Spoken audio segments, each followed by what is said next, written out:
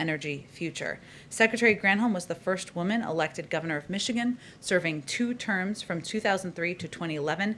As governor, she successfully led efforts to diversify the state's economy, strengthen its auto industry, preserve the manufacturing sector, and add emerging sectors, such as clean energy, to Michigan's economic portfolio.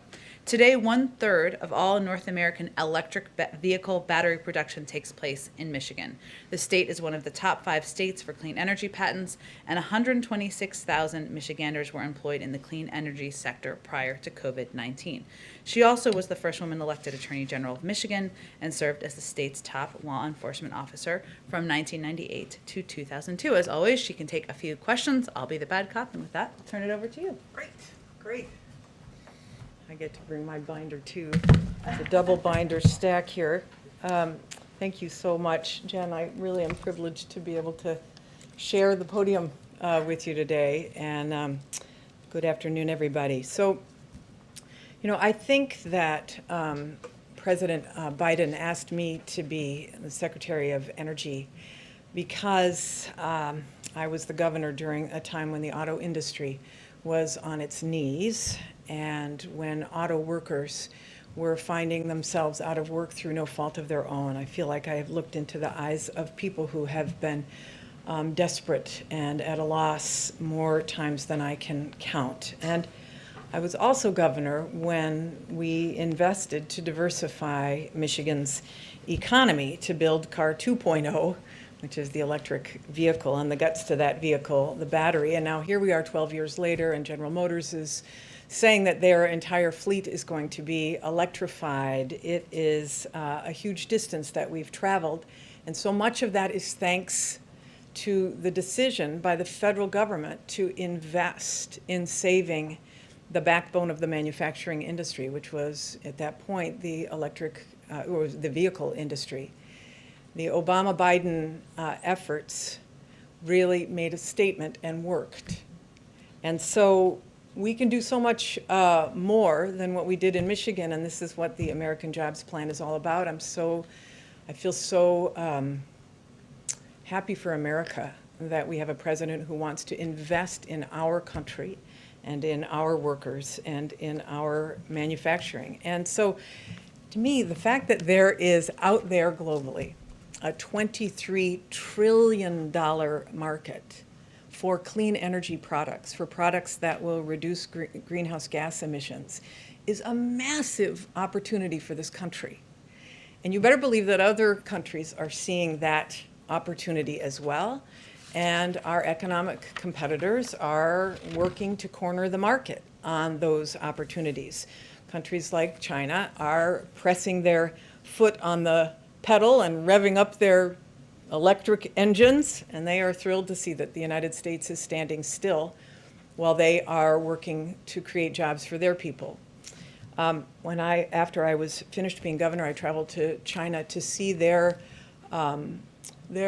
clean energy efforts.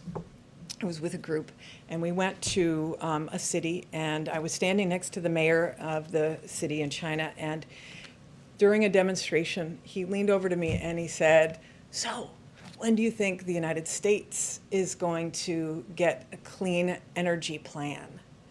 And at this point, and this was several years ago, I said, "Oh, I don't know. There's so much polarization. It's difficult in Congress to get consensus." And he just looked at me and he smiled and he said, "Take your time. Take your time." Because they saw our passivity as their opportunity. And it's not just in China, it's in other countries too. Understandably, countries want to corner this market on clean energy products because we have 195 countries who have committed to lowering their greenhouse gas emissions. So the question is, where are those products going to be built, and who are they going to be built by? And it's going to take a lot of work, literally. We need millions of people in the United States working to lower greenhouse gas emissions. And we all know that in the 21st century, making sure that we have the right infrastructure is critical. Infrastructure is, yes, roads and bridges, but it is ports and airports, and it is trains, and it is the pipes that pump water into our homes, and it is the broadband that brings the world and learning to our children. It's the broadband that brings economic opportunity to our businesses. Of course, it's the electrical grid that keeps the lights on after what happened in Texas. Can anybody really doubt that electricity and the electric grid is part of the foundation of who we are as a nation, and we need to invest in it if we want to make sure power keeps coming to our homes. There's an interesting poll that was done in February by Consumers Reports, and they found that 76% of Americans think that broadband is as important as electricity and water. I mean, how can we not agree that broadband is infrastructure? And yet, we have been disinvesting in infrastructure as a nation for decades, in infrastructure, in research and development, and in manufacturing. All of them we have been disinvesting in. Infrastructure, as you know, is now the smallest share of our economy since World War II. We are at a 72-year low with respect to manufacturing. Research and development has been dropping since the 1960s. China and our economic competitors are investing in research and development because they want to seize the future. They want to surpass the United States. And if we allow that to happen, we will be weaker as a nation, and we will fall. And we cannot do that. And that's what this American Jobs Plan is all about. So we can't just sit around saying we need to do this. It's bipartisan. We know that Republicans and Democrats, it's a joke in Washington, Infrastructure Week, and Democrats and Republicans have been making that joke, but it's not a joke anymore. We need to get it done. And there is bipartisan support for these elements, these basic elements. So starting on Inauguration Day, just to say a word about what DOE, Department of Energy, has been doing, we've been rolling out efforts to research and development and deploy clean energy technologies with an eye toward creating jobs. And if the American Jobs Plan passes, this will be able to be put on steroids. So in the past 2 weeks, just as an example, we made two announcements on research, one on research and one on deployment of offshore wind. The research one was to cut the cost of solar by half yet again in the next 10 years. And on offshore wind, it was to add 30 gigawatts of offshore wind energy on the Atlantic seaboard, again, within 10 years. Today, we are announcing another two funding opportunities for clean energy technology. One of them is to create next generation biofuels for airplanes and ships, which are very hard to electrify. And the second is to announce clean energy technology funding opportunity to reduce methane emissions from the coal, oil, and gas industry. And as many of you know, methane is an extremely potent and dangerous greenhouse gas. But these investments are really just a down payment on what we need to do as a nation, and the American Jobs Project will take us the rest of the way. And I want to emphasize because I've been meeting with so many stakeholders on this, the true importance of ensuring that 40% of the benefits of the American Jobs Plan go to communities that have been left behind or unseen, people who have been in the shadows of power plants and whose children have to gasp to breathe or use an inhaler. We need to remedy a moral wrong and make those investments, and the American Jobs Plan will allow us to do that. It's a once-in-a-century investment to seize a once-in-a-century opportunity. That's what the people elected Joe Biden to do, and we've waited far too long to do it. So we're going to get it done. We're going to put America to work, and I'm happy to take any questions. Thank you, Secretary. If I can shift gears a little bit, one of the things in the President's infrastructure package was investments in advanced nuclear development. One of the things I know you mentioned, you reiterated during your confirmation hearings, the President's opposition to funding for a nuclear fuel repository in Apple Mountain. Where does the Biden administration plan to store the nation's spent radioactive nuclear fuel, and what's the ongoing process of that review? Yeah, some of you may recall there was a bipartisan commission on what to do about spent nuclear fuel. There has to be a consent-based process to be able to do that. We are beginning that work inside of the Department of Energy. We have to find a solution, but it has to be based on, community agreement. Is there a timetable for that review when you? We'll be making an announcement on that, not ready to say yet. And then just changing gears again, the last administration invested heavily in the nation's nuclear triad, the development of new and improved nuclear weaponry. Is the policy of this administration that a lot of this development falls under your department to continue that R&D, that expensive R&D to modernize the nation's nuclear arsenal? We have to modernize the nation's nuclear arsenal. We have to keep and maintain the stockpile to make sure that it is safe and effective, and we will continue to do that to ensure that we can deter nuclear aggression from other countries. So our nuclear deterrent is important, and it is embedded in the values of that stockpile, and we'll make sure that our people are safe. Thank you so much. I've heard you talk about the corporate tax rate and what they want to do with this infrastructure bill. Can this infrastructure bill be successful with a 25% corporate tax rate? As the president has said, this is a negotiation, and he really does want to hear from Democrats and Republicans about what would be acceptable to get this across the line. So there is room for negotiation. His point is that it has to be paid for. And so if it's not a 28%, what else is it? And we're very encouraged by those who have been bringing ideas forth, and we are hopeful that, especially when Congress gets back next week, that those discussions can begin in earnest. All right. Thank you. You're one of the 5 cabinet secretaries that the president is tasked with engaging with Congress on this. You mentioned the president's willing to negotiate. He says he's open to alternative ways to pay for this if Republicans put forth any. In your conversations at all, have you heard any such alternatives from Republican members? I have. Yeah, I'm not going to make announcements for them. They obviously want to bring forth their own ideas, but I have heard alternatives, yes. And the president also asked you to help engage the public in selling this plan. You haven't hit the road yet, though. Is that something that you plan to do in the coming weeks? Well, we're going to be taking our guidance, from the White House in terms of what's safe, et cetera. We've certainly been hitting the Zoom and making our case through that and the phones. So we'll see, how it goes. There is a period of time that we have to be able to do this, but we want to make sure that it's safe. Tamara? Yeah, in terms of the negotiations, the discussions with Congress, is there a deadline? Is there a time frame where this turns into a pumpkin? Or you just go it alone? Yeah, I don't know if you want to answer that, Jen. Well, the whole briefing after this. Yeah, I know that they said that they would like to see progress by Memorial Day, and hopefully we can start to see that, but obviously those meetings have to begin in earnest next week. Francesca? Thank you. What do you say to Americans working in the oil and gas industry in California and elsewhere who say that these have been good-paying jobs that have given them access to the middle class?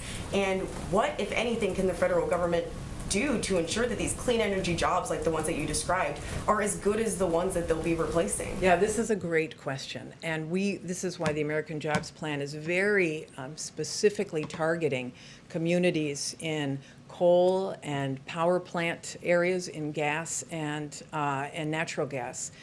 There are billions of dollars in this bill for the technologies that will reduce CO2 emissions in those industries. For example, carbon capture, use and sequestration. I don't mean to get too technical, but hydrogen deployment and demonstration projects. I've been talking with my counterparts around the world. There is a huge appetite for a partnership with America on these next generation technologies that will reduce CO2 emissions from that kind of baseline power. Those jobs in those kind of technologies are good paying jobs. Those are jobs that are going to be for welders and sheet metal workers and all of the trades. And we're going to, as we put out funding opportunities, ensure that there are project labor agreements, that the people who are working in them are paid under Davis-Bacon, are paid prevailing wage. So we want to create good paying jobs all across the country, and there will be millions of them if this is passed. The opportunities, this is why we've been having a huge number of discussions with our brothers and sisters in the labor movement, in the building trades, to make sure that we do this in a way that gives their workers opportunity, and it will, and that's why they're supportive of it. You mentioned next generation biofuels for airplanes and ships. When should we expect something like that to come online? I mean, we'll see planes flying with biofuels. Yeah, well, it's going to take, I mean, obviously, we got to get started on it, and this is a research opportunity. It is not a deployment opportunity. But because funding opportunities really accelerate so much appetite for the technology, and because there have been a lot of breakthroughs. In fact, the airline industry itself has been investing in next generation biofuels to be able to demonstrate that it can be used. So, without saying specifically, I think certainly within 5 to 10 years, we will be able to see this deployed and available for both shipping and for air. Last question, Nancy. Thank you. I'm wondering how, you're talking about how the American Jobs Plan, if it passed, would create good jobs. I'm wondering what levers that the federal government has to ensure that those jobs will be, at a certain wage scale, have benefits. Like, what can you do to enforce that? Yeah, I mean, as we know, the federal government has many mechanisms for pushing out funding, and that includes bidding on projects, and that includes passing it through in competitions, et cetera. In those opportunities, you can attach strings to make sure that these are good paying jobs, that they have project labor agreements, et cetera. And so I know it is, and it's true with respect to the federal government's buying power as well, its procurement power. We want to make sure that we create good paying jobs for all kinds of people in every pocket of America, and that means good paying union jobs. So we're going to use every lever possible to be able to do that, including if you want to bid on this, you've got to make sure that you have a project labor agreement.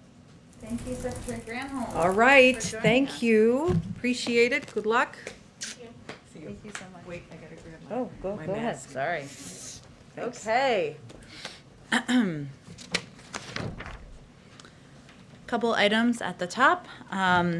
As President Biden noted in a proclamation issued on Sunday, we are marking Holocaust Remembrance Day this week. Today, we rededicate ourselves to standing in solidarity with the Jewish people in America, Israel, and around the world, and to remembering the horrors of the Holocaust. An estimated 6 million Jews perished alongside millions of other innocent victims around the world. We honor the memories of precious lives lost, reflect on the incomprehensible wounds to our humanity and the lessons learned, and mourn for the communities broken and scattered. And we embrace Holocaust survivors, some of whom are still with us. They deserve our continued support to live in dignity. With that, short topper. I only had one today. Go ahead. Thanks, And a Jen. secretary. So on the president's gun announcement, he announced that he's going to ask Congress to take action to repeal gun manufacturers' liability protections. Yes. That had been a day one promise of his. When should we expect to see that text sent to the Hill? And if it was a priority, if it is as big a priority as he said it was for him just a few minutes ago, how much effort is the president willing to put into gun control right now when so much of the administration's focus right now is on the infrastructure plan? Well, first, let me say that there has been legislation introduced in past Congresses, and we certainly hope, and he's calling for members to reintroduce legislation on gun liabilities for manufacturers. It is an issue that he talked about on the campaign trail, and he continues to believe that addressing that, holding manufacturers to the same account as other industries, is pivotal in keeping our communities safe, keeping our families safe, and addressing the threat of gun violence across the country. So what he is calling for is for the introduction of legislation, of which there has been past versions. I will say that this has been an issue that the president has been working on for decades throughout his career. He helped pass the Brady Bill. He helped ban assault weapons back in the 90s. He believes that taking additional steps on background checks, that putting in place an assault weapons ban again are pivotal to keeping our country safe. He strongly supports the background check bills, the two that have passed the House. It is imperative for any president to walk and chew gum at the same time, to continue to push for, to advocate for, to use the bully pulpit of the Rose Garden to push forward a range of agenda items, and he certainly will continue to do that on putting in place common sense gun safety measures. A couple of weeks ago, in a press conference, the president sort of said, sequencing is important here, that essentially acknowledging that maybe, if the president can walk and chew gum, maybe Congress can't, and the president decided to put infrastructure before gun control, before climate change, before some of these other issues. Why are guns not going before infrastructure?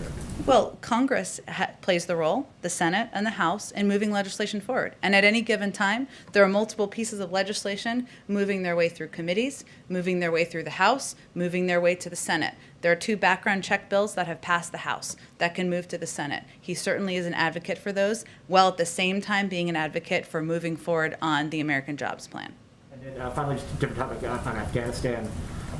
Should we expect to hear from the president before May 1 about what he will do with American troops still there? I mean, it seems they're going to stay there beyond the sort of time is running out to vote for an ordered withdrawal for troops still there. Right now, is that an accurate assessment that there will be troops there on May 2nd? And then in terms of what is the president's message to the American people? Why is it in their interest for their troops to be serving in harm's way overseas beyond this month? Well, I'm not going to get ahead of the president's decision and announcement. I expect you will hear from him before May 1st. He has been consistent and clear that it is operationally challenging to get troops out by May 1, which is not a deadline he put in place. It is a timeline put in place by the prior administration. And there are certainly conditions on the ground, including efforts at diplomacy, efforts to negotiate with the Taliban that have been underway for the last several weeks. But you will certainly hear from him, and once you do, we can absolutely have a conversation about where we go from here. Go ahead. Thanks, Jen. Given the narrow majorities in the House and the Senate right now, does the president think enacting universal background checks this year is doable?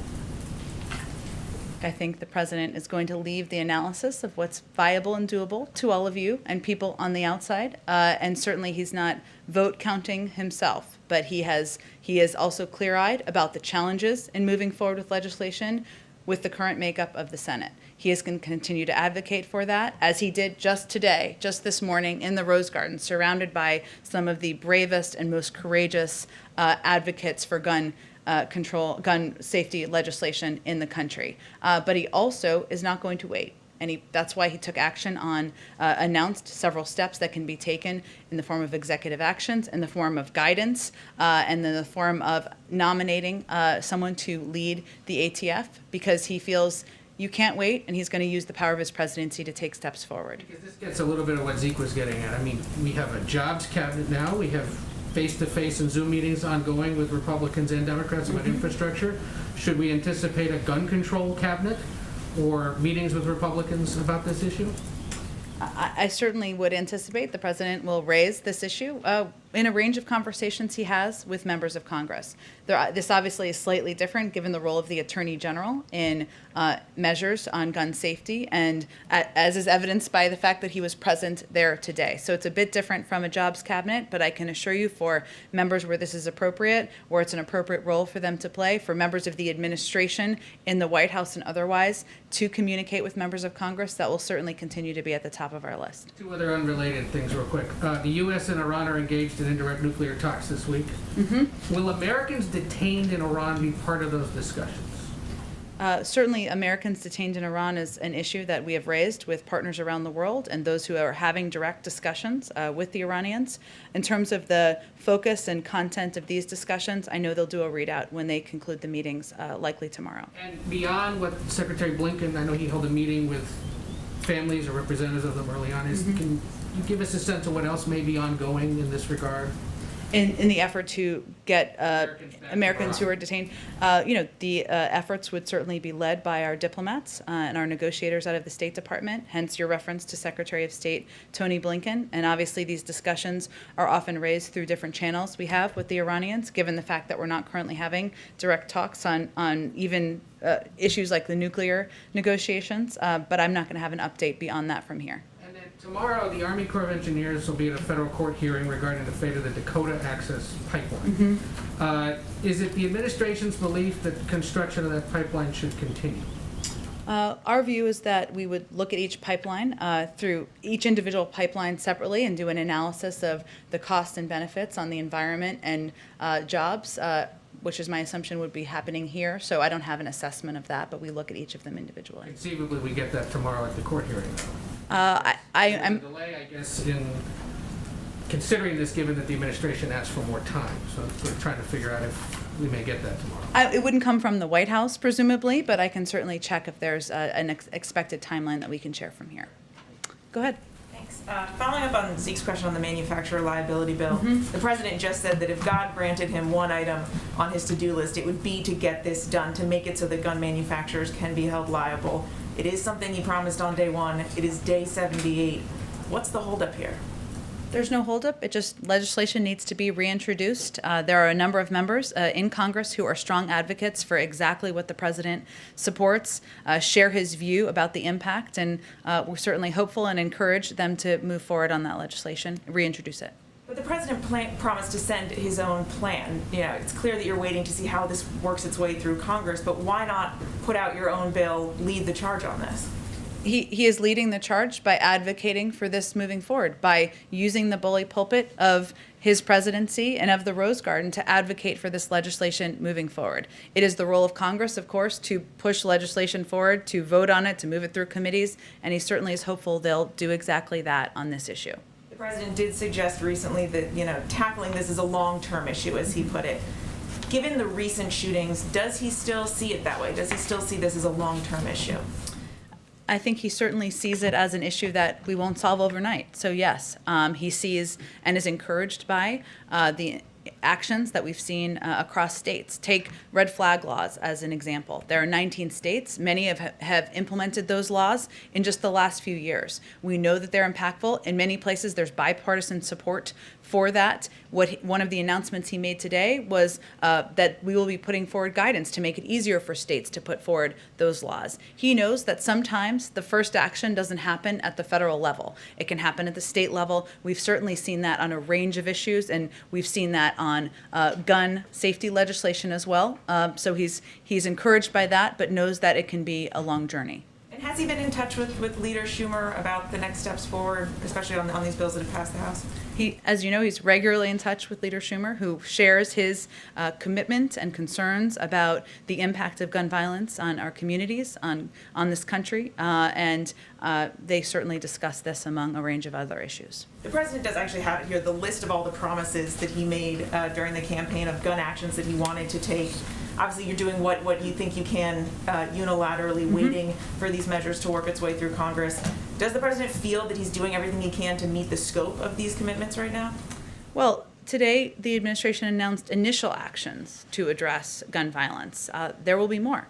That is absolutely his commitment. And he also will use the power of his presidency, his voice, his political will to advocate for actions in Congress. He also recognizes that there are incredible roles to be played by many of the gun safety groups and leaders that were here today who have helped pass laws in states across the country on everything from background checks to red flag laws, efforts that have had a measurable impact in states to reduce incidents of gun violence, of homicide, of suicide as a result of guns. So he will remain engaged with those groups and those leaders as well, and he will work on this through many levers.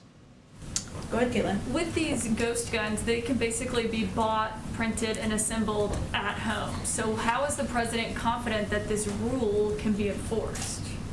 Well, it's a rule that is being put in place by the Department of Justice. It is certainly a step to make that more difficult, to regulate an area of gun production that has not been regulated previously. So it's something that will have to be worked through law enforcement officials around the country, through the Department of Justice. Right, but if you're like doing it at your house, how are they going to know to be able to enforce that? Well, there's the purchase of kits, of course, that's part of it, but certainly putting in place steps to make it more difficult, to make it harder, to regulate the ability to gain access to ghost gun kits is certainly a step forward, in our view.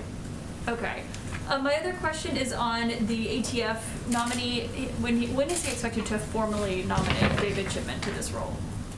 I mean, put forward his nomination to Congress? I would expect quite soon. I don't think there's any reason for a delay of that. I will say that David Chipman, who, for others who are not as familiar with his background, because I know there's been a Twitter about him out there, but he has 25 years of experience at the ATF.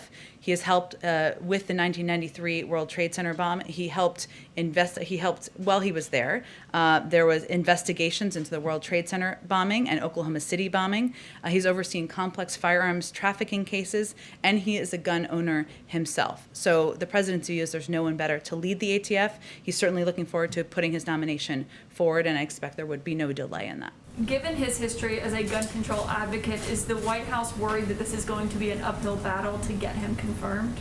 Well, it's up to Congress. He's also somebody who has certainly been an advocate for gun safety measures, but he also has 25 years of experience at the ATF. He's been involved in he's played a pivotal role in investigations. He is a gun owner himself. So he has a broad swath of qualifications, and certainly we believe he's somebody who should be seriously considered by Congress. So you're confident he can get confirmed?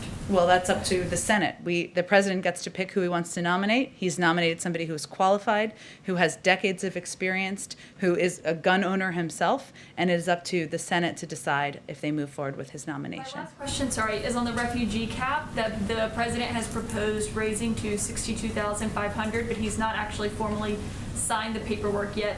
Is the White House still committed to raising that cap to $62,500 by this fiscal year? Yes. And so we should expect that before October. And it's not going to change from $62,500 is my other question. I don't anticipate that. It is that it would change, I should say. It is the president remains committed to raising the cap. Go ahead. Yeah, following on Caitlin, have you counted the votes? Do you think that Chipman can be confirmed by Democrats alone? It seems as though there may be at least one Democrat who I can think of who has a decent grade with the NRA and may not support an ATF director.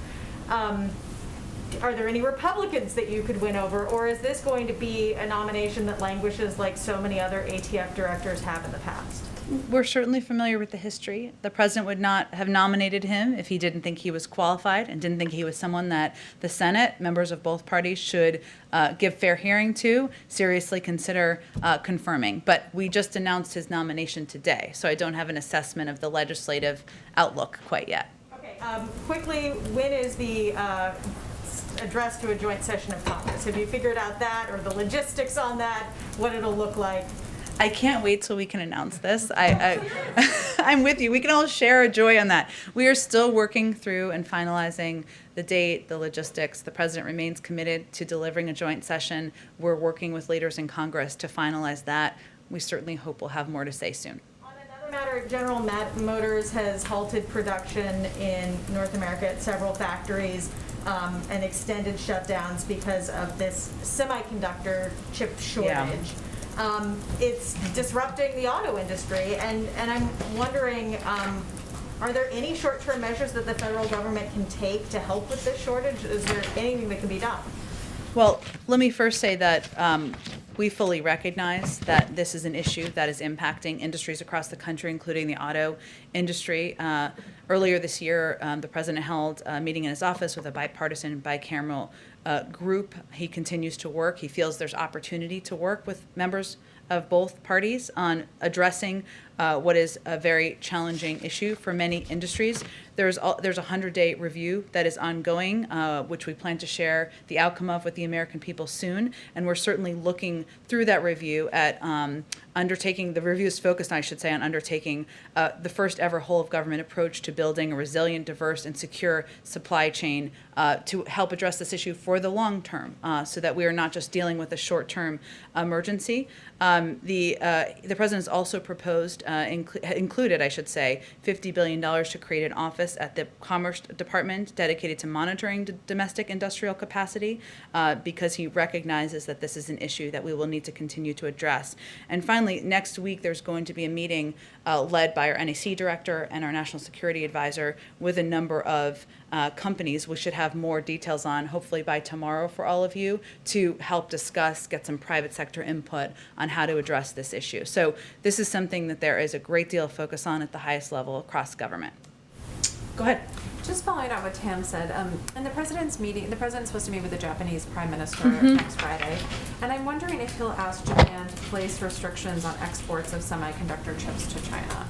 Well, he is meeting with the Japanese Prime Minister, as we've confirmed, next Friday. I certainly expect semiconductors and the shortage to be a part of that discussion, but we're just not going to get ahead of the agenda of that. I expect they'll have remarks and take questions following the meeting. And just one more thing, Jen. The president has said that next week he intends to host lawmakers in the Oval Office once they're back from recess. I wonder if you could give us any preview of whether or not that will include Democrats, Republicans, what type of outreach that will look like. I expect he'll have both Democrats and Republicans attend or join. And once we have confirmation of attendees, we'll share that information with all of you. Go ahead. The meeting next week on semiconductors, do you expect that to lead to some recommendations on what to do about this problem? I would say, Steve, that it's part of our effort. And again, it's led by the National Security Advisor and our director of the National Economic Council. So it shows you what a priority this is to the president, to have a discussion about best practices, what how the shortage is impacting their industries, take that information back as part of our 100-day review. I wouldn't say I'm predicting an outcome or an announcement immediately coming out of it, as much as it's part of our consulting processes. We're working to address an issue that's impacting a range of industries. Is there some complication to raising the refugee cap? We've been hearing about this for a couple of months now. No, we remain committed to it, and I know there's a question about signing the paperwork, but it remains a commitment, and when it's signed, we will update all of you on that as well. There's been an escalation of violence in Northern Ireland. Are you aware of this? You have a Yes. response to this? We do. In touch with the parties? We do. We are concerned by the violence in Northern Ireland, and we join the British, Irish, and Northern Irish leaders in their calls for calm. We remain steadfast supporters of a secure and prosperous Northern Ireland in which all communities have a voice and enjoy the gains of the hard-won peace. We welcome the provisions in both the EU-UK Trade and Cooperation Agreement and the Northern Ireland Protocol, which help protect the gains of the Belfast Good Friday Agreement. At this point, I would expect that engagements and discussions are at the level of the State Department, and I expect my colleague over there, we'll see if he has an update on those engagements today in his briefing. Go ahead, Francesca. Thanks, Jen. Florida Governor Ron DeSantis announced a lawsuit today against the CDC and the federal government demanding that cruise liners be able to operate again. And Florida's Attorney General said the suit was filed this morning against those entities and HHS, pushing to have the government's conditional sale order declared unlawful. Does the White House have a response to Florida's lawsuit? We don't have a direct response to a lawsuit nor a comment on a specific legal action, but I will just reiterate that the CDC guidance is based on data and health and medical guidelines. Hence, that's why they put it out and why they regularly update it. The president has set forth July 4th as the date he'd like to see Americans who are vaccinated be able to gather in small groups. At the same time, the CDC said last week that there's a low risk for vaccinated Americans who travel. So does the president think it's an appropriate timeline of July 4th? That's what the cruise industry, specifically Norwegian travel, is asking for, is a July 4th date here.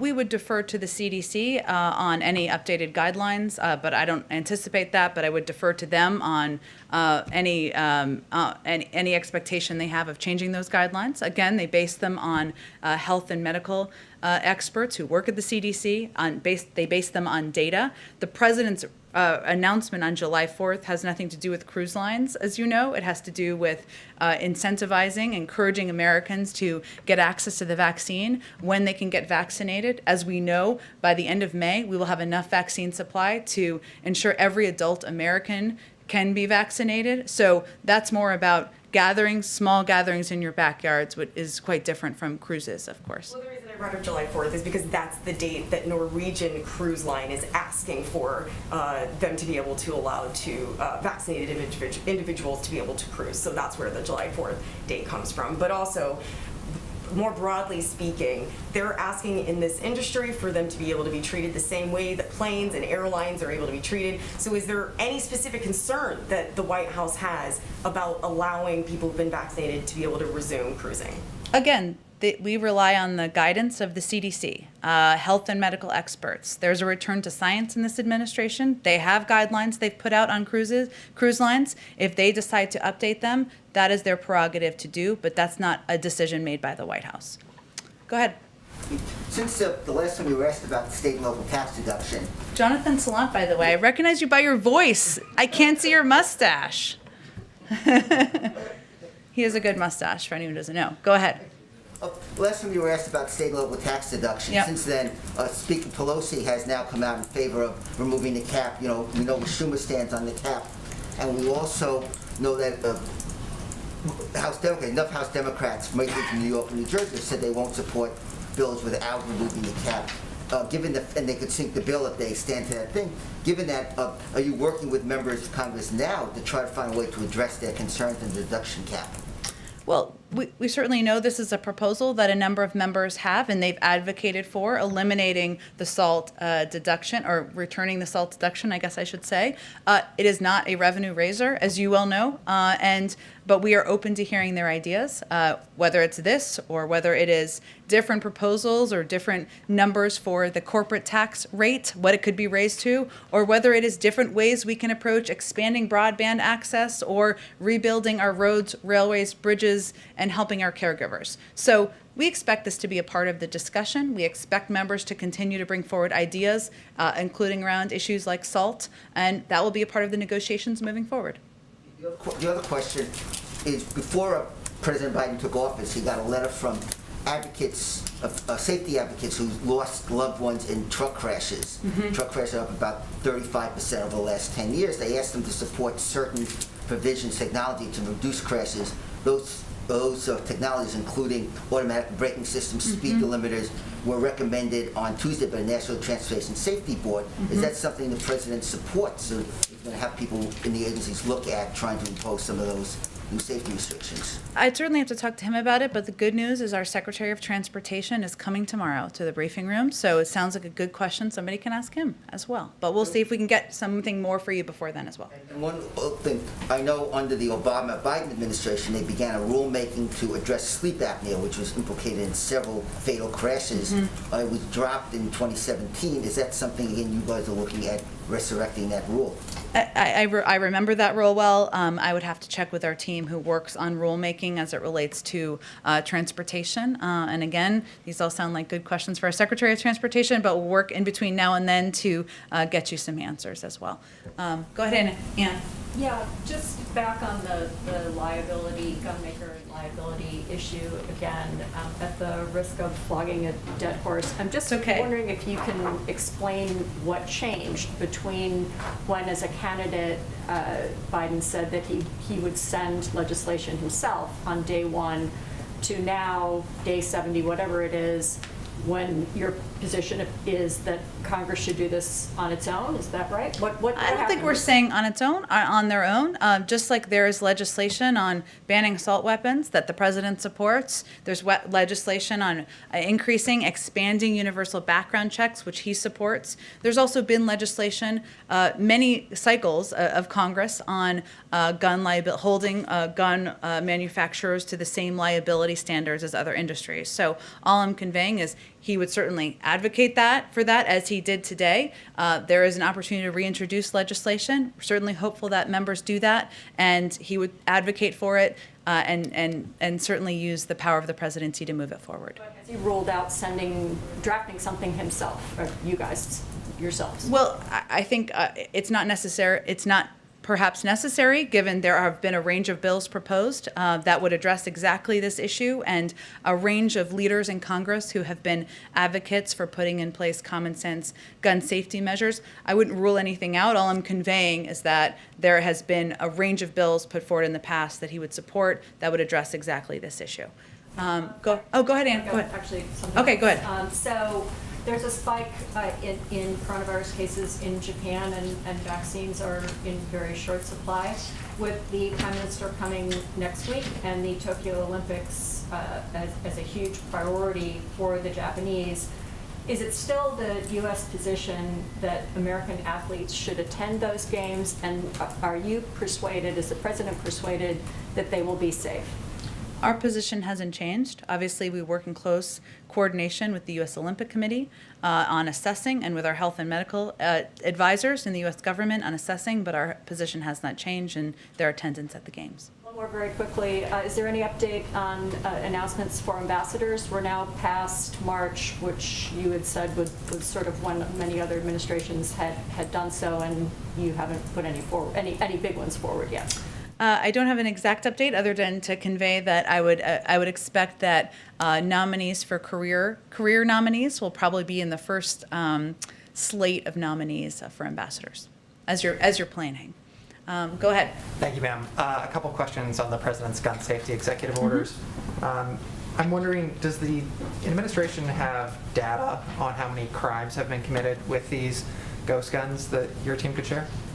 I'm sure we can get you some data, sure. And I bet you a range of the experts who are joining us here today have a bunch of data and that they could share with you as well, even maybe on their websites. Very good. All right, then following up, the president said a moment ago, quote, "You go to a gun show, you can buy whatever you want, no background check." Is there a special exemption in federal law that he was referring to, or just do FLA dealers not have to do background checks when they're at a gun show? Are you asking me if he was referring? No, it's okay. Were you asking me if he was referring to like a specific circumstance? Or I'm sorry, just tell me a little bit more about your question. I mean, is it the president's belief that you do not have to undergo a background check when you are at a gun show? No, it's not his belief. He believes that background checks should be universal. Right. He says no background check. Well, we know what his position is, right? So let me reiterate that, which is that gut background checks are something that should be universal. They're supported by more than 80% of the public. He's supported legislation, advocated for that, and advocated against loopholes as well. So that's his position, and I appreciate you asking for the clarification. Go ahead. One here. I know the DOJ is working on this regulation, Sure. and then we're gonna have to wait. But with regards to the stabilizing braces, what's the message to people who, earlier on, before this was an issue, law-abiding folks who bought these and who weren't criminals? According to the Congressional Research Service, there's something like 40 million currently in circulation. What should the law-abiding American do as they await that regulation? I mean, should they expect buybacks, or should they be prepared to turn those in, or is this a confiscation situation? I don't think that's what we're suggesting. There's obviously going to be some time to put in place this regulation, as you referred to, and take a close look at the most effective way to do that. And what the effort here that's underway is to put in place measures that make the country safer and make communities safer. And obviously there are impacts. Every step that he announced today, we believe would do exactly that. And then a quick circle back for last week in terms of the scheduling of fentanyl as Schedule 1. I know it's a difficult issue with a lot of moving parts, but given that scheduling is set to expire in May, is the administration taking a closer look at the scheduling of fentanyl analogs? I know you asked about this, and I'm sorry we failed. The first week of May. Okay, we will check that, and we will venture to do a better job getting back with you on that. Go ahead. As today's print cooler, I'm going to ask an inquiry for myself. What are my colleagues who can't be here because of COVID restrictions? And then I have a wild card question. Okay, I like the setup. Go ahead. All right, let's start with me. Okay. Despite warnings, anti-transgender bills are an illegal form of sex discrimination. A number of states have enacted into law measures against transgender youth, including a measure the Arkansas legislature enacted into law this week by overriding a veto of the governor. Will the president reach out to the attorney general for legal action against these measures? I don't know that I can stand here. I can't stand here in full action. Obviously, that would be a decision made by the Justice Department and the Attorney General. What I can say is that the president's view is that all persons should receive equal treatment under law, no matter their gender identity or sexual orientation. That's fundamental to how he will make laws, advocate for laws, I should say, how he will communicate about his views on the rights of transgender individuals in the country, and certainly, what his view is as it relates to any actions by the government. But in terms of legal action, I would point you to the Attorney General and the Justice Department. Well, I understand that, but why not, why shouldn't the president be able to communicate with the Attorney General on legal He action? certainly can. I don't have anything to predict for you on that at this point in time. And the question from my colleague is next. How involved is former President Obama and First Lady Obama in the Biden-Harris administration? Is President Biden seeking to bring back the often bipartisan portrait unveiling events at the White House? I'm certain we will have bipartisan portrait unveiling events at the appropriate time when COVID allows. I don't know when that will be, but that certainly would be something I know the president would support. In terms of his engagement with President Obama, they are not just former colleagues, I guess you call them, as president and vice president, but they are also remain close friends, and they talk regularly about a range of issues, from policy issues to bouncing ideas off of each other to their families. So they are in close touch, but we just don't read out those specific calls. We keep them private. And now my wild card question. Okay. There's a lot of construction going on in the South Lawn. What's up with that? Oh, I like that. I'm happy to get you kind of a more official response on this, but it is a kind of regular maintenance. I think we expect it to be going on for 8 to 10 weeks, but we can get you a more official. Like new construction going on there, something that's really as opposed to like regular happenings. I mean, is this something that is consistently going on, or is this like a new construction for a new event or a new thing on the South Lawn? No, it's not, but I can get you a more official statement from our team that is overseeing the updates and the maintenance. Okay. Go ahead in the back. Thank you, Jen. 3 questions on gun violence.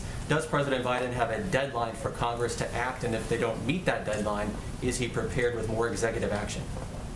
First, the president's not going to wait for Congress to act to take additional executive actions. This is the beginning. He will continue to have his team review, both from a policy and a legal standpoint, additional executive actions that are possible to take. I would just remind everyone that he also led the effort to put in place nearly 24 executive actions under the Obama-Biden administration, and he fully recognizes that the only way to put in place permanent long-term measures to keep our children, our communities, and our families across the country safe is by passing legislation. So he is also committed to that, but he's not going to wait. He can move on both levers at the same time. And how soon does the president expect or hope to see change due to the executive action today? Change in what way? How soon does he expect to see some of his policies in place? Well, there are certain periods of time of reviews for different components of this. Obviously, things like the guidance on red flag laws is something that states could use as soon as that's prepared and distributed to move forward on putting in place red flag laws. There are certain components of this that require 30 days, 60 days, et cetera. So I would say it just depends on the component of his what he proposed this morning. My final question for you. President Biden mentioned Fred Gutenberg by name in the Rose Garden today. What role did Fred and other gun safety advocates play in crafting this executive action?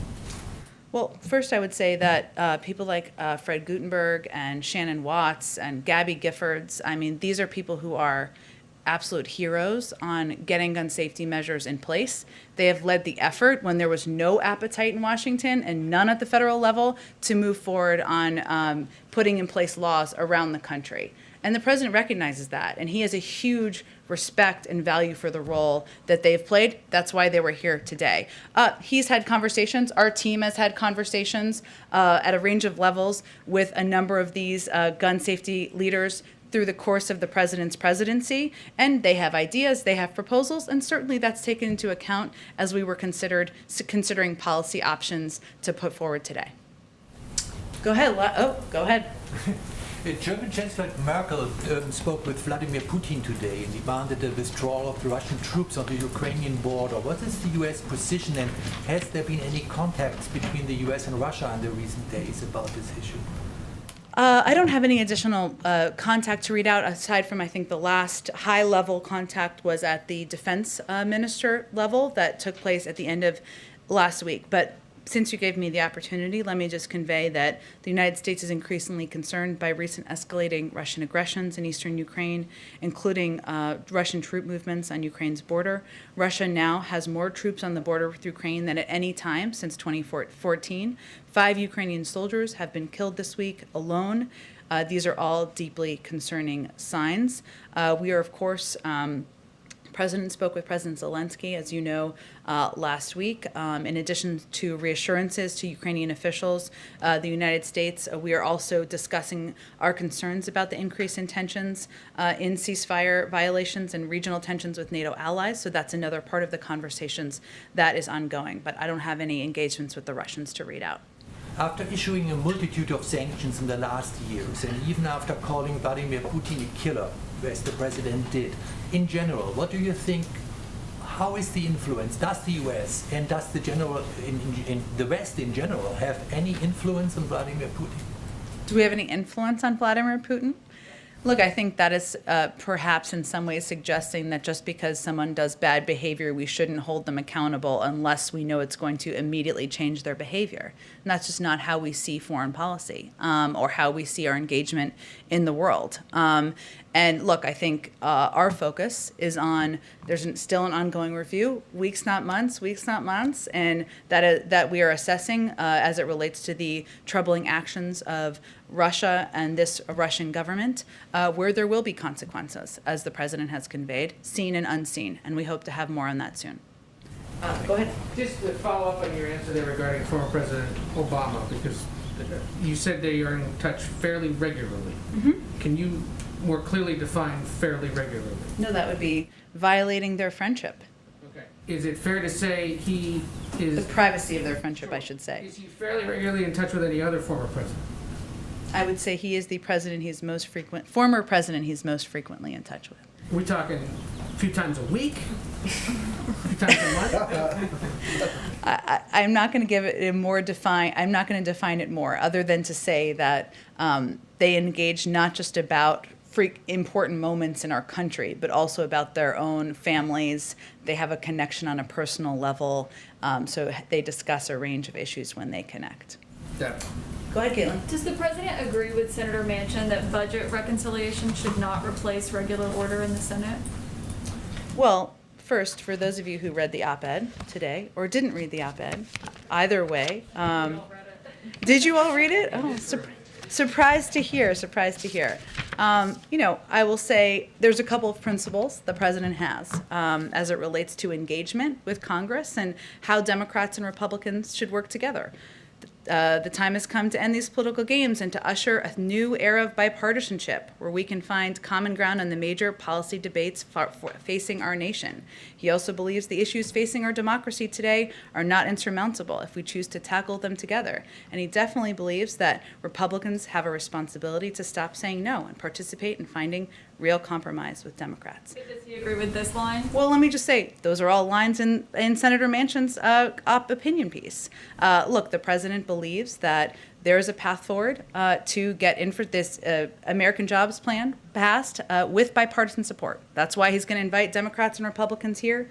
That's why he's going to hear from them on their ideas that they've already put forward.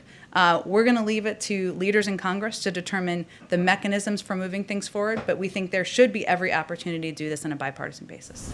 Hey, Tim, just one more thing. Yeah. Can you rule out those Russian sanctions coming this week? Coming this week? Yes. How about next week? I'm not going to rule out further. I'm just trying to give you some sleep tomorrow. We already have the budget guidance coming tomorrow. We can't overload you on a Friday. One more thing about infrastructure. I know that you mentioned Secretary Buttigieg would be here tomorrow. Unfortunately, due to social distancing, I will not be. So when it comes to we will take your questions with one of your colleagues. Yeah, we will email the print pooler. But Okay. with regards to the 20,000 miles of highways, roads, and main streets that are in the president's infrastructure plan, it also says it will fix the 10 most economically significant bridges in the country, and it specifically says it will repair the worst 10,000 smaller bridges. So the White House, to this point, has not released any sort of a list of these. So why isn't there a list that you can share with us? And presumably there is some sort of a list, because otherwise, where did you get the 20,000 and 10,000 numbers from? In terms of roads and railways that need to be repaired? Yes, where did those numbers come from? We can certainly get you a citation. What I did the other day, but I'm happy to reiterate, is explain that we expect that the package and the funding will come through a combination of grants, formula grants, and competitive grants, right? And formula grants are allocated to states based on certain criteria, like the number of miles of an interstate highway or a population in a given urban area. Most of our existing transportation funding flows through formula grants. So with past infrastructure funding bills that have gone through Congress in the last several decades, this gives states a lot of flexibility in covering how they repair roads, how they repair things that need to be repaired in their state. The other the type of funding is competitive grants, which those 10 bridges you talked about, they would be through competitive grants. So these direct funding to certain policy goals, like the Tiger Grant program that was a part of the Recovery Act. So there's just different, we expect that to be how it's structured. That will all be discussed and finalized through our conversations with members of Congress, with leaders in Congress, about what the combination of those funding components should be. Thanks, Jen. If I can speak on one final then question. Yeah. The Vice President talked a little bit about so the President talked about his role as Vice President leading the Obama administration's action on guns. We've seen a lot of conversations about gun control legislation in that Rose Garden before. Yep. Why does the President think that this time will be different than any other time, particularly when he was in the Vice Presidency for this legislation, and how much, and is he committing that it will be different, I should say? He is committing that it will be different. And if the President was just defeated, every time he was defeated on an objective or a goal, he wouldn't be president. So here he is.